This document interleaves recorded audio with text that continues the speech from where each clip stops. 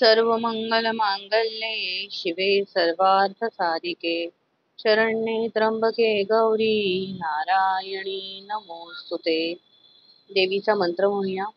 श्वेते वृषे समारूढा श्वेतांबरधरा शुची महागौरी शुभं वद्यात् महादेव प्रमोदता। देवीचा आशीर्वाद आपणा सर्वांवर सदैव राहू। नमस्कार। आज नवरात्रीचा 8वा दिवस। आजचं देवीचं जे रूप आहे ते आहे देवी महागौरी। देवी महागौरी म्हणजे शांतता आणि संयमाचं प्रतीक।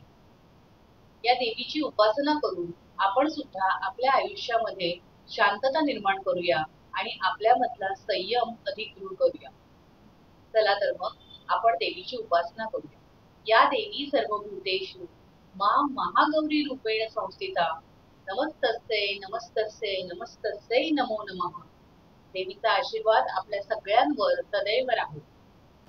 आज या व्हिडिओच्या माध्यमातून ज्या ताई आपल्याशी गप्पा मारणार आहेत त्या आहेत सौ वंदना परांजपे। 2011 पासून वंदना ताईंनी 9 वेळा पायी नर्मदा परिक्रमा केली आहे आणि एकदा जीपने नर्मदा परिक्रमा केली आहे। नर्मदा मैयाची महतीच अशी आहे की तिने आपला हात एकदा धरला की मग आपण सुद्धा सोडत नाही आणि ती तर कधीच सोडत नाही। नर्मदा मैया आणि आपण असे एकरूप होऊन जातो की ध्यानी मनी स्वप्नी फक्त मैयाच असते। ताईंना नर्मदा परिक्रमेमध्ये आलेले अनुभव ते आज आपल्याला सांगणार आहे। खरं तर हे अनुभव आपण सगळ्यांनीच एकदा तरी आयुष्यात घ्यायला हवे असं मला सुद्धा अगदी मनापासून वाटतं। तर चला आपण ताईंचेच अनुभव त्यांच्या शब्दात ऐकूया। ताईंचा जो बोलण्यामधला गोडवा आहे आणि हे सगळं त्यांनी लिहिलेलं होतं की ती पण ते वाचून दाखवत आहेत, पण ते वाचून दाखवत असताना सुद्धा त्या इतक्या समरसतेने ते वाचत आहेत की तुम्हाला सुद्धा त्याचा प्रत्यय येईल की जणू काही आपण नर्मदा परिक्रमेत त्यांच्या सोबतच आहोत। नर्मदे हर। माझं नाव वंदना रत्नाकर परांजपे। मी नाशिकला राहते।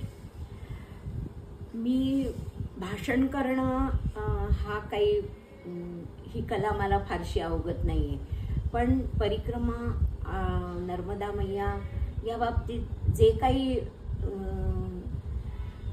मला भावलं किंवा मला आवडलं माझ्या परिक्रमा त्याबद्दल मी जे काही लिहिलं आहे ते मी तुम्हाला वाचून दाखवणार आहे। तर या परिक्रमेपूर्वीची मी आणि माझी परिक्रमेची प्रेरणा नर्मदा मैया। सर्व घरात लहान अगदी सख्या चुलत अशा सर्व भावंडातील शेंडेफळ होते मी। मीच सगळ्यांना वाकून नमस्कार करायचा, मला मात्र कुणी करणार नाही असं का, असा बालिश विचार करणारी सतत तू लहान आहेस अजून हे ऐकत लाडोबाचं बालपण संपलं आणि सुरुवात झाली झगडायला। रथाच्या संसार रथाला बांधली गेलेली घोडीच जणू ऊर फुटेस्तोवर धावत होती।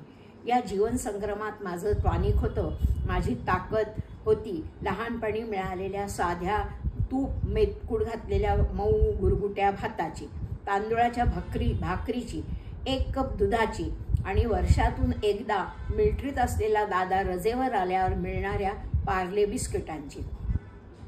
आणि त्याचबरोबर कन्या आरोग्य मंदिर अर्थात मुलींची शाखा व्यायामशाळा पनवेल इथे MG जोशी मास्तर यांनी शिकवलेली तलवारबाजी, जंबिया, धनुष्यबाण चालवण्याची लढाई विद्या, खो खो, हुतुतू, डॉजबॉल सारखे खेळ आणि शारीरिक कवायत। वैयक्तिक खेळात धावताना, लांब उडी उंचवडी मारताना, आग लावलेल्या ट्रिपल रिंगमधून ट्रिपल कोलांटी उडी मारताना याची कल्पनाही नव्हती की जीवनाच्या शर्यतीत हे सर्व प्रकार मला ताकद देणारे होणार आहेत।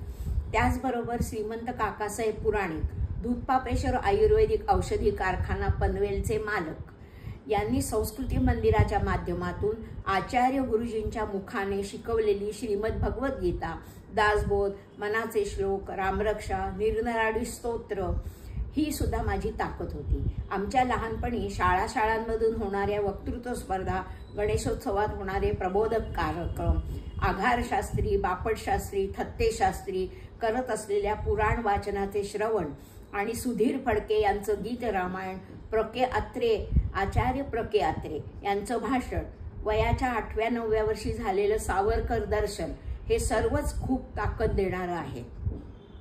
माझ्या महत्भाग्याने संत दर्शनही झालंय मला. लहानपणीच अगदी परमपूज्य श्रीधर स्वामी, दंडवते महाराज, करपात्री महाराज यांच्या दर्शनाचा योग मला आला आहे.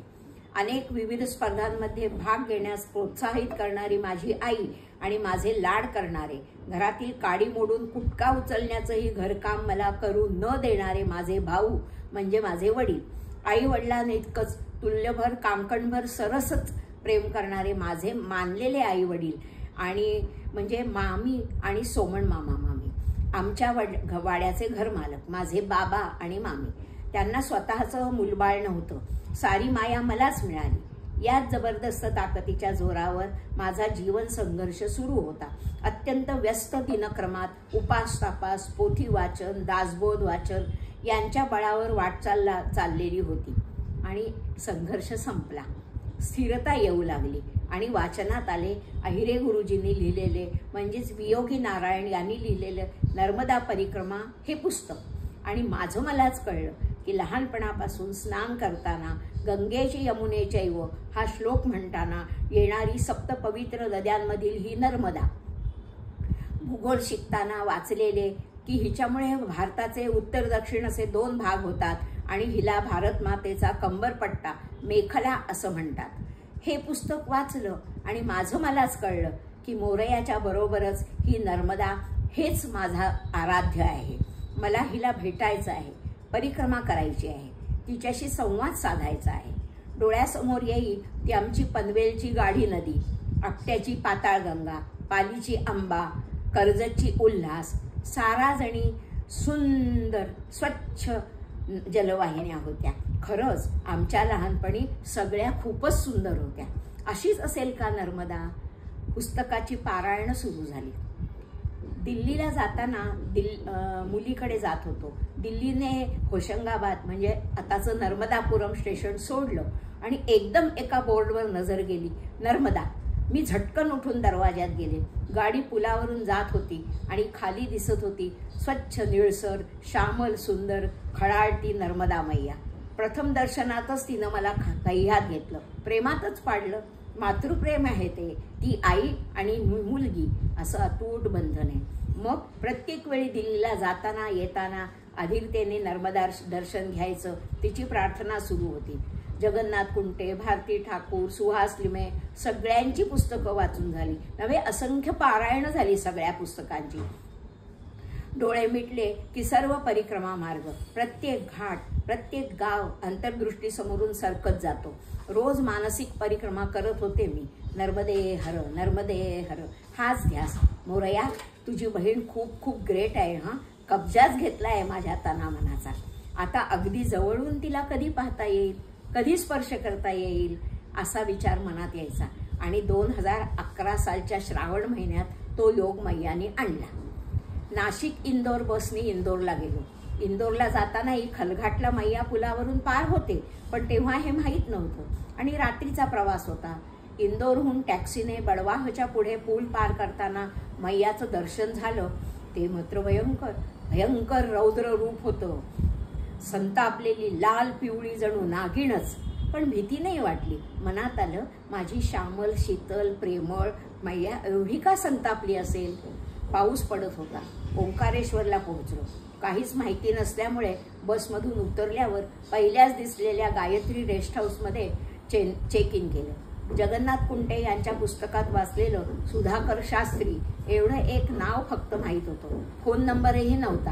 हॉटेल मालकाला सांगितलं की तर ते म्हणाले की सुधाकर शास्त्री आता नाही, पण त्यांचा मुलगा जितेंद्र उर्फ बालाशास्त्री आहे. मग त्यांनीच त्यांना फोन केला. थोड्याच वेळात ते भेटायला आले. आमच्या पुतण्यासारखाच आहे. त्यानंही लगेच आम्हाला काका काकू बनवून टाकले. आम्ही नातेवाईकच झालो लगेचच. पहिलंच काय सांगितलं असं तर घाटावर स्नानाला जायचं नाही, भयानक पूर आहे, नळाला मैयाचंच जल येतं.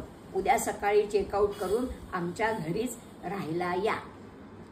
दुसऱ्या दिवशी सकाळी स्नान करून चेकआउट केलं आणि झुलत्या पुलावरून ओंकारेश्वरला जाऊ लागलो. पूल वाऱ्याने हलत होता. खालती तुफान वेगाने रोडावत फोफावत धावत असलेल्या मैयाचं रौद्र रूप होतं. नर्मदे हर. जितेंद्र शास्त्रीजींचं घर ओंकारेश्वर मंदिराच्या मागेच आहे. शास्त्रीजींची आई, पत्नी, मुले असं कुटुंब आहे. देवेंद्र हा मानलेला भाऊ आहे. चहा घेतला आणि मंदिराच्या सभामंडपात गेलो. जितेंद्र शास्त्रींनी छानशी अभिषेक पूजा सांगितली. VIP दरवाजात प्रवेश करून नर्मदा ओंकारेश्वर दर्शन घेतलं. नंतर ओंकार मानधाताच्या परिक्रमेला गेलो. श्रावणातील निसर्ग सौंदर्य बहरलेलं होतं. ऋणमुक्तेश्वर, नर्मदा कावेरी संगमावर गेलो, पण वरूनच दर्शन घ्यावं लागलं. दोन्ही मैया आवेगाने एकमेकींच्या गळ्यात गळा घालत होता. मैयाच्या दक्षिण तटावरचा नागरघाट पाण्याखाली गेलेला होता, तर कावेरी मैयाच्या पहिल्या तीरावरचे घनदाट जंगल आणखीनच दाट आणि हिरवगार दिसत होतं. अनुक्रमे ऋणमुक्तेश्वर, चांद सूरजद्वार, गौरी शंकर, लेटे हनुमानजी, भव्य शिवप्रतिमा, राजराजेश्वरी, सिद्धनाथ वगैरे दर्शनं करत सुंदर हिरवाईने नटलेला निसर्ग पाहत धरण दिसत होतं तिथे बसलो. धरणाचे दरवाजे थोडे उघडलेले होते आणि मैया त्यातून फोफावत बाहेर पडत होती. नेहमी नील श्यामल चुलबुली असणारी मैया आता मात्र क्रोधित झालेली दिसत होती. परत घरी आलो. जेवण झाल्यावर गप्पा मारत खुर्चीत बसून पूर पाहत बसलो. गौ घाटावरचे खांब, टपऱ्या मैयानी कपडे पिळावे ना तसे पिळवटून इतस्ततः फेकाटून दिलेले दिसत होते. मैया रागावर आता. नर्मदेहर. दुपारी पाऊस थांबला होता. पाण्याचा विसर्गही थांबवला होता. आज सोमवार असल्याने संध्याकाळी ओंकारेश्वर ममलेश्वर भेटीचा सोहळा झाला. ओंकारेश्वर घाटावरून सुंदर फुलांनी सजवलेल्या होडीत ओंकारेश्वर मुखवटा आणि गौघाटावरून तशाच सजवलेल्या होडीतून ममलेश्वरचा मुखवटा, सनई, चौघडे, झांजा वगैरे वाद्यांच्या गजरात जय जयकार करत दोन्ही नावा मैयाच्या मध्यभागी येतात व मग दोन्ही नाव्या गोल गोल गिरक्या घेतात. ते दृश्य बघत राहावं असं असतं. बऱ्याच गिरका झाल्यावर दोन्ही नावा एकमेकींच्या जवळ आणतात आणि मग दोन्ही नावांच्या एकत्र गिरक्यात लाजबाब. नंतर दोन्ही देव एकमेकांचा सत्कार करतात आणि निरोप घेऊन आपापल्या मंदिरात परततात. दुसऱ्या दिवशी ममलेश्वर, विश्वरूप कृष्ण, मार्कंडेय, गजानन महाराज, ब्रह्मपुरी, विष्णुपुरी दर्शनं केली. ओंकार नगरी पाहिली आणि दुपारी 4च्या बसने इंदोरकडे प्रयाण केलं. रात्रीच्या बसने परत नाशिक. अशी झाली मैयाची पहिली भेट. नर्मदेहर. पुढच्या भागात पुढचा अब स्टार्ट आहे. आमची नर्मदा मैया आणि आमच्या परिक्रमा. मी वंदना परांजपे. नर्मदा परिक्रमा पूर्ण झाली. मैयानेच करवून घेतली. गजानन महाराज मंदिराच्या प्रांगणात झाडाखाली बसलो होतो. आसमंत पाहता पाहता विचारचक्र सुरू झालं. आम्ही परिक्रमा करायची का ठरवलं? फार भाविक आहोत? नाही. उपास तापास व्रत वैकल्य यांचा अतिरेक करत नाही. मोरयाची आठवण करून हात जोडून नमस्कार करायचा आणि कामाला लागायचं. चालता चालता, काम करता करता पाठ असलेली स्तोत्र म्हणायची, एवढंच. मग परिक्रमा. आम्हाला भटकंतीची आवड आहे. निसर्ग दर्शन करणं आमचं टॉनिक आहे. सुंदरसा जलप्रपात, धबधबा बघताना शिवजटेत अडकल्यामुळे अहंकाराचा चकनाचूर झालेली आणि जनहितार्थ आवेगाने बेचैन होऊन मिळेल त्या मार्गाने बाहेर उडी घेणारी नर्मदा मैयाच दिसते. डेरेदार वृक्ष दिसला की स्वतःला उन्हात होरपळवून ही आपल्या मुलाबाळांना सुखाची सावली देण्यासाठी धडपडणारे माता पिता दिसतात. तर एखादा निष्पर्ण वृक्ष देव दानव पृथ्वी यांच्या रक्षणासाठी, इंद्राला वज्र बनवण्यासाठी स्वखुशीने आपल्या अस्थी देणाऱ्या दधीची ऋषींची आठवण करून देतो. पण मग फक्त निसर्ग दर्शन करण्यासाठी नर्मदा परिक्रमा? नाही. मग फार वर्षापूर्वी 90-91 साली माझी वाचनाची आवड पाहून डॉक्टर शोभा नेर्लीकर यांचे वडील, समाजवादी कार्यकर्ते, पत्रकार, प्रसिद्ध श्रीयुत माधवराव लिमये यांनी एक पुस्तक मला दिलं. म्हणाले, हे वाच, हे तुझ्यासाठीच आहे, तुला आवडेल. ते पुस्तक होतं सटाणा येथील नारायण अहिरे गुरुजी म्हणजे वियोगी नारायण यांनी लिहिलेलं नर्मदा परिक्रमा, नर्मदेहर. एका बैठकीत वाचून काढलं आणि मग वाचतच राहिले. आज तागायत वाचतेच आहे. नर्मदा मैया, तिची लेकरं, तो मध्य प्रदेश, गुजरात, महाराष्ट्र, तिचं उगमस्थान, संगमस्थान, तिच्या किनाऱ्यावरील निसर्ग संपत्ती सर्व माझ्या जीवनाचा एक भागच होऊन गेला. नर्मदा परिक्रमा हे एकच ध्यास. रोज आंघोळ करताना गंगेचे यमुनेचे म्हणून नर्मदेची प्रार्थना करू लागले. मैया मला परिक्रमा करायची, लवकर बोलव, योग आण, लवकर बोलव. मात्र हा योग येण्यास 2011 साल उजाडलं आणि 100 वर्षांनी येणारा 11/11/2011 हा सुदिन आमच्या पहिल्या परिक्रमेचा शुभारंभ ठरला. आणि मग मैया कृपेने 2011, 2012, 2015, 2017, 2018, 2019, 2020 आणि 2022 आणि 2023 अशा 9 आणि 2014ला जीपनी अशा एकूण 10 परिक्रमा झाल्या. 2021 मध्ये संपूर्ण परिक्रमा करणं जमणार नव्हतं मला. मग मैयानी चांदोद ते नेमावर आणि नंतर जबलपूर ते हर्रई चालवलं. 2022 मध्ये मैयाच्या उत्तर तटावरून नावघाट खेडी येथील श्रीराम महाराजांच्या समर्थकुटी इथून परिक्रमा प्रारंभ केली. ती मैयाच्या दक्षिण तटावरच्या शिवकोठीपर्यंत पायी झाली. पण तिथून मला लवकर परिक्रमा पूर्ण करणं गरजेचं होतं. म्हणून तिथून पुढे परिक्रमा पूर्ण होईपर्यंत आम्ही वसई येथील वासुदेव शाश्वत अभियान या पाध्यकाकांच्या परिक्रमेच्या बसमधून पूर्ण केली. यंदा म्हणजे गेल्या वर्षी 19 नोव्हेंबर 2023ला अमरकंटक येथून परिक्रमा उचलली आणि मोरया सद्गुरू कृपेने 15 मार्चला अमरकंटकला ही परिक्रमा पूर्ण झाली. आम्ही कोण चालणारे, आम्ही कोण करणारे? मैयानीच मोठ्या आईने बोट धरून चालवलं आणि परिक्रमा करवून घेतल्या. नर्मदे हर, नर्मदे हर, नर्मदे हर हर हर.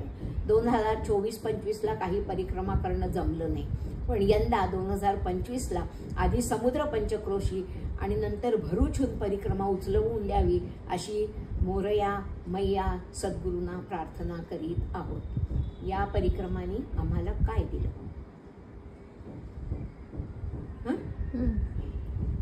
या परिक्रमाने आम्हाला काय दिलं? खूप सारं प्रेम. स्वतः प्रतिकूल परिस्थितीत जगत असतानाही अतिशय ममतेने मोठ्या आदराने जेऊ खाऊ घालणाऱ्या, आसरा देणाऱ्या अन्नपूर्णा, लाखो वर्षांची परंपरा असलेल्या रेवाखंडातील संस्कृतीचं दर्शन, विविधतेने नटलेली जैविक निसर्ग संपदा, रोज आपुलकीने भेटणारे आणि आता आमचे सख्खे झालेले बांधव, मैयाचा किनारा पवित्र करणारे साधू संत, मैयाच्या प्रेमात भक्तिभावात अखंड बुडालेले, एकमेका सहाय्य करू अवघे धरू सुपंथ असं म्हणणारे परिक्रमावासी, रेवा तटावरील असंख्य तीर्थस्थानं, घाट आणि कुठे अगदी छोटुकली तर कुठे विशाल अतिभव्य, कुठे संथ तर कुठे खळाळत वाहणारी, कुठे उंच पर्वतावरून बेधडक उडी घेणारी तर कुठे सहस्रधाराने धावणारी, नित्य नूतन नवीनतम सौंदर्यशालिनी, सत्यम शिवम सुंदरम अशी सजीव निर्जीव सृष्टीची माता नर्मदा मैया. हे सगळं मिळालं परिक्रमेने. कुठल्याही गोष्टीचा बाऊ न करता कसं जगावं हे शिकलो आम्ही. लखनगिरी बाबा, दगडू महाराज, दादा धुनीवाले, गौरीशंकर महाराज, कमलनाथ बाबा यासारख्या संत महात्म्यांनी केलेले आणि आजच्या मितीलाही ते तसेच चालू ठेवणारे त्यांचे सेवक भक्त पाहून नतमस्तक झालो. सियाराम बाबा, पूर्णानंद स्वामी, अभिज्ञानानंद स्वामी, प्रतापे महाराज, जगदीश महाराज, श्रीराम महाराज, काशीमुनी उदासीन, विष्णुगिरी महाराज अशा संत दर्शनाने धन्य झालो. मंगलेश्वरच्या ज्योतिबेन, बोनीबेन, कमला मावशी, मंडलेश्वरला सुधाकर भालेराव, पद्माताई केळकर, नंदाताई भोपळे, मुळे मावशी, पिंपरीचे डॉक्टर पाटील, गुप्ता परिवार, दावठा येथील जाट परिवार यासारखेच अविरत सेवाव्रती परिक्रमेमुळेच भेटले. आपले महाराष्ट्रीयन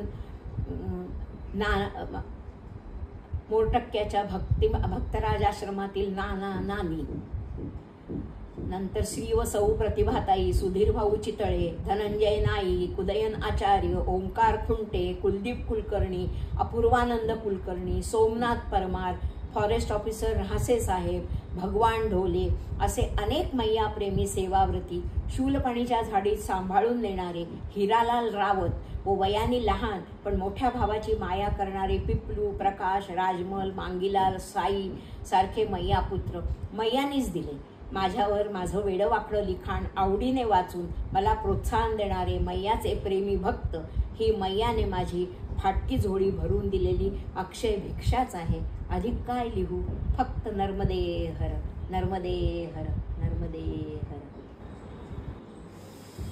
मैयाच्या स्वरूपाचं मला जशी दिसली सत्यम शिवम सुंदरम ते सांगण्याचा मी तुम्हाला प्रयत्न करते.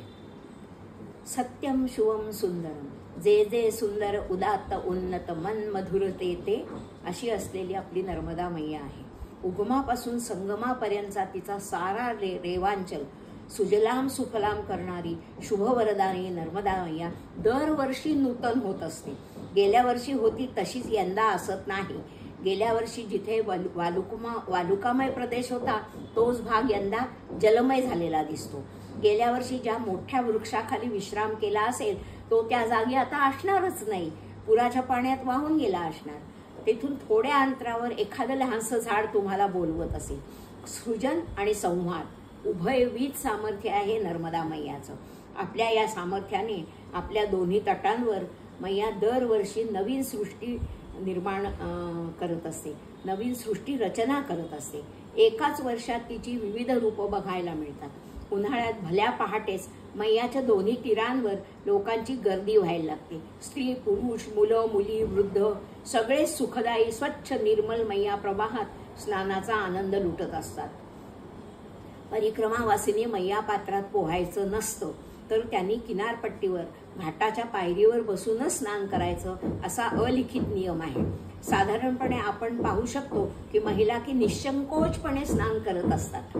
त्यांना विश्वास असतो की पुरुष फक्त आपल्याला माता भगिनी रूपानेच बघत असतात, त्यामुळे लज्जा संकोच करण्याची आवश्यकताच नसते. आणि पावसाळ्याच्या दिवसात खूप दूरून अगदी 1-2 किलोमीटर अंतरावरून धीर गंभीर ध्वनी कानावर पडत असतो. अति गंभीर अति सखोल नाद ब्रह्म. मैयाच्या किनाऱ्यावर उभं राहून पाहावं तर समोर दिसत असतो अति विशाल अति विस्तीर्ण जणू प्रचंड जलप्रवाह, अति वेगवान रोरावत पुढे पुढे जात असलेला, जणू फोफावत फुटकारत झेपा टाकणारा लाले लाल असलेला नागाधिराज. मार्गात येणारी मोठी मोठी झाडं झुडपं, लहान मोठे काही प्राणी, कुडा कचरा, किनाऱ्यावरील घाटावरील असलेली छोटी छोटी मोठी दुकानं टपऱ्या सगळं अगतिक होऊन वाहत जात असतं. मैयाचा हा भयंकर संताप पाहून उरात धडकीच भरते. दूर उभं राहून आपण तिची प्रार्थना करत राहतो. मैया मैया तुझा संताप अगदी योग्यच आहे ग. आम्ही माणसांनीच असंख्य अपराध केलेत. अनेक जंगलं तोडून जाळून पोळून गावागावातील सांडपाणी भरलेले नाले तुझ्या प्रवाहात सोडून घाण गंदगी पसरवून आम्हीच तुझा निरंतर अपराध करत असतो. तेव्हा पुराच्या रूपाने आम्हाला तू शिक्षा देणं उचितच आहे. तरीही मैया आम्ही तुझीच लेकरं आहोत ना, तू आमची आई आहेस. क्षमा कर मैया. आता घरोघरी गावोगावी जनजागरण करत घाणीचं साम्राज्य नष्ट करण्याचा, अविघटनशील प्लास्टिक सारख्या गोष्टींचा वापर न करण्याचा प्रयत्न करत आहोत. मैया मातेश्वरी क्षमा कर क्षमा कर. शरद ऋतूचं आगमन होताच जलस्तर कमी होऊ लागतो. प्रतिक्षण जल शुद्ध स्वच्छ होऊ लागतं. दिवसे गणित जलमाधुर्य वाढू लागतं. तेजस्वी होऊ लागतं. रूपही थोडं हिरवट निळसर दिसू लागतं. थंडीच्या दिवसात किनाऱ्यावर जावं तर असं दिसतं की मैयाला थंडी बाधू नये म्हणून सृष्टीमातेने तिला धुक्याची दुलई पांघरली आहे. मैया दिसतच नाही. थोडा वेळ वाट पहा, अरुणोदय होऊ दे, मग पहा. अंगावरची धुक्याची दुलई बाजूला सारून गुलाबी सर भगवी छटा असलेली सोनेरी जरीवरखाची साडी नेसलेली मैया भगवान सूर्यदेवाचं आपल्या सुखद शीतल जलाने अर्घ्य देत स्वागत करीत आहे, प्रणाम करीत आहे. दुपारच्या वेळी एखाद्या झाडाखाली बसून बघा. किनाऱ्यावरील रेती अशी चमकत असते की जणू आकाशातील असंख्य तारे जमिनीवर उतरले आहेत. अप्रतिम सुंदर वर्णनातीत दृश्य. किती पाहू कुठे पाहू असं होऊन जातं. प्रतिक्षण नवीनता. घनदाट वृक्षराजीने नटलेले दुर्गम पहाड, सुंदर गाणारे रंगीबेरंगी पक्षी, निरनिराळे प्राणी, हरेभरे खेत खलिहान, रेवांचलचे कष्टकरी शेतकरी, आतिथ्यशील नागरिक, सर्वच खूप सुंदर. पण फक्त एवढ्यामुळेच मला मैया सुंदर दिसत नाही बरं का. तर या रेवांचलात अनेक ऋषीमुनींनी तपश्चर्या केली आहे, अजूनही करत आहेत. या तपस्वी पुण्यवंतांच्या असण्यामुळे हा रेवांचलाचा परिसर अचमंत पवित्र झालाय. त्यांच्या तपस सामर्थ्याने ही भूमी सुजलाम सुफलाम पुण्यदायिनी झाली, म्हणून मला मैया सुंदर दिसत असते. सत्यम शिवम सुंदरम, तुमची माझी सर्व सजीव सृष्टीची माता नर्मदा. नर्मदे हर. हरिदेव जगत. एकदा परिक्रमेत असताना मैयाच्या दक्षिण तटावरील मणिनागेश्वर मंदिराच्या प्रांगणातील आश्रमाच्या एका खोलीत आम्ही आसन लावलं होतं. 5-25 पायऱ्यांचा सुंदर बांधीव घाट आहे तिथे. समोरच सुंदर भव्य पिंपळाचं झाड आहे, पिंपळ वृक्ष आहे. नेहमीच्या सवयीप्रमाणे पहाटे ब्राह्ममुहूर्तावर 3 वाजताच जाग आली. पण आज फार लांब जायचं नव्हतं, भालोदलाच मुक्काम असणार होता आमचा. त्यामुळे झोपावं अजून थोडा वेळ असं म्हणत स्वतःला पांघरुणात गुरफटून घेतलं. पण आता झोप लागणं शक्यच नव्हतं, म्हणून मग उठून थंडीचा जामा निमा केला आणि तो सांभाळत खोलीचं दार उघडून बाहेर पडले आणि घाटाच्या थोड्या पायऱ्या उतरून एका ठिकाणी बसली. सहज वर नजर गेली आणि तो अश्वत्थ वृक्ष मला ऊर्ध्वमूल अधशाखा असाच वाटला.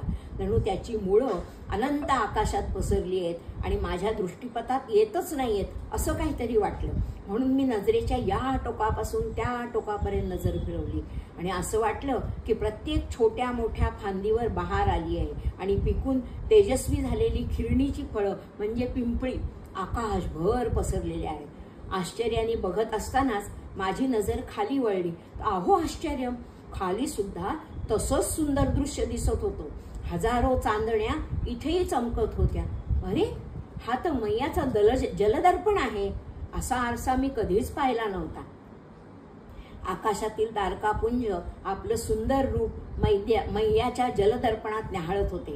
वाऱ्याची झुळूक आली की मैया जलावर शिरशिरी येत होती आणि ते प्रतिबिंबही थंडीमुळे थरथरत होतं. अप्रतिम सुंदर प्रभुदर्शन होत होते. अरुणोदय होऊ लागला होता. पूर्वा उषाराणीच्या स्वागतासाठी सोनेरी केशरी रंगाचा सडा नभांगणात घालू लागली होती. तेव्हा तारकांना वाटलं असावं की अरुण काका विचारतील, इथे काय करताय अजून, म्हणून एक एक चांदणी हळूच गायब होऊ लागली. मला पत्ताही लागू न देता सगळ्या चांदण्या प्रकाशाच्या पडद्याआड गायब झाल्या. माझ्या समोर वाहत होती सुंदर नीलश्यामल नर्मदा मैया. रात्रीच्या अंधारात झाकलेलं ते अद्भुत रूप, सुंदर सोनेरी जरतारी साडीची घडी उलगडावी तसं उलगडून माझ्या समोर दिसू लागलं. आता कसं वर्णन करू या रूपाचं, शब्दच नाही येत हो माझ्याकडे. एवढंच समजत होतं की या दृश्याचा कण आणि कण जागा होतोय. माझ्या उजव्या डाव्या दोन्ही बाजूचे वृक्ष झोपेतून जागे होत ताजेतवाजेने होत आहेत. त्यांचं एक एक पान थंड हवेच्या झोक्याने खिलखिलून उठतंय. प्रत्येक छोट्या मोठ्या फांडीवर नवीन जीवन हसू लागलंय. मैयाच्या अति शुद्ध सुंदर जलालाही स्फुरण चढलंय आणि एक लाट दुसऱ्या लाटेला धक्का देत गीत गात पुढे जात आहे. जलातील माशांनाही कुणीतरी सांगितलं सूर्योदय झालाय, तर तेही पटकन वर येऊन खरोच सूर्योदय झालाय का हे पाहून लगेच मैयाच्या कुशीत शिरत होते. मला वाटलं मैयाच्या किनाऱ्यावरील रेतीचा कण आणि कण जिवंत झालाय. जर मी त्यांच्याशी बोलायला लागले तर तेही माझ्याशी बोलू लागतील. इथल्या तपस्वींबद्दल, त्यांच्या खडतर तपस्येबद्दल, त्यांच्या इतिहासाबद्दल सांगतील. साधू संत महात्म्यांच्या पदस्पर्शाने पावन झालेली ही रेती, ही वाळू, त्या तपस्वी साधू महात्म्यांच्या नर्मदा पर्यटनाबद्दल, त्यांनी केलेल्या परिक्रमांबद्दल, मैयाला मिळणाऱ्या प्रत्येक छोट्या मोठ्या सरितांबद्दल वर्णन करून मला सांगतील. हा सारा परिसर परिक्रमावासी तपस्वींचं गुणगान करायला लागेल.